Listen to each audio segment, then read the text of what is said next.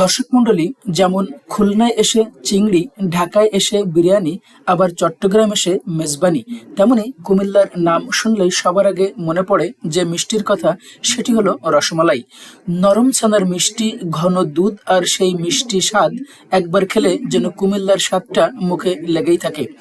আর আজকের ভ্রমণে শুধু রসমালাইয়ের স্বাদ নয়, আপনাদের দেখাবো কুমিল্লার ইতিহাস, প্রকৃতি আর বিনোদনের দারুণ কিছু জায়গা। আজ আপনাদের নিয়ে যাব ইতিহাস, প্রকৃতি আর বিনোদনে ঘেরা এক দারুণ জায়গায়। আজকে ড্রোন ক্যামেরায় উপর থেকে দেখুন কুমিল্লার কোটবাড়ির অপরূপ সৌন্দর্য। চারপাশের সবুজ আর ঐতিহাসিক স্থাপনাগুলো যেন উপর থেকে আরো বেশি সুন্দর হয়ে ধরা দেয়। তবে কোটবাড়ি শুধু ইতিহাসের জন্যই নয়, এই গরমে একটু রিফ্রেশ হতে চাইলে কোটবাড়ির শালবনপুরের কাছেই রয়েছে চমৎকার একটি জায়গা, ব্লু ওয়াটার পার্ক। ড্রোনের চোখে দেখুন পার্কটির বিশালতা, নীল পানির ওয়েব পুল আর বিভিন্ন রাইডের দারুণ সব ভিউ। পরিবার কিংবা বন্ধুদের সঙ্গে একদিনের ট্যুরে সময় কাটানোর জন্য জায়গাটি হতে পারে বেশ ভালো একটি পছন্দ। ঢাকা থেকে খুব সহজেই একদিনের ট্যুরে কুমিল্লা আসতে পারেন। বাস কিংবা ট্রেনে কুমিল্লায় এসে শাসনগাছা বা পদুয়ার বাজার থেকে সিএনজি কিংবা অটোরিকশায় চলে আসা যায় কোটবাড়ির দিকে।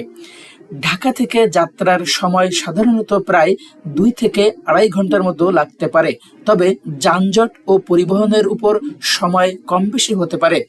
ব্লু ওয়াটার পার্কে রয়েছে বড়দের জন্য ওয়েব পুল, ওয়াটার স্লাইড এবং শিশুদের জন্য রয়েছে নানা ধরনের বিনোদনের ব্যবস্থা। আর কুমিল্লায় এসে প্রাচীন সভ্যতার অন্যতম নিদর্শন শালবন বিহার না দেখলে ভ্রমণটা যেন অসম্পূর্ণই থেকে যায়। ব্লু ওয়াটার পার্কের কাছেই রয়েছে এই ঐতিহাসিক প্রত্নতাত্ত্বিক স্থান। একদিকে 1000 বছরের ইতিহাস, অন্যদিকে আধুনিক বিনোদন। সব মিলিয়ে কোটবাড়ি হতে পারে আপনার পরবর্তী একদিনের ভ্রমণের দারুণ একটি গন্তব্য। তাহলে আর দেরি কেন, ছুটির দিনে পরিবার কিংবা বন্ধুদের নিয়ে ঘুরে আসতে পারেন কুমিল্লার কোটবাড়ি থেকে। ভিডিওটি ভালো লাগলে অবশ্যই লাইক, কমেন্ট ও শেয়ার করতে ভুলবেন না। নতুন কোনো জায়গা, নতুন কোনো গল্প আর নতুন কোনো ব্লগ নিয়ে আবারও দেখা হবে। ততক্ষণ পর্যন্ত ভালো থাকুন, সুস্থ থাকুন।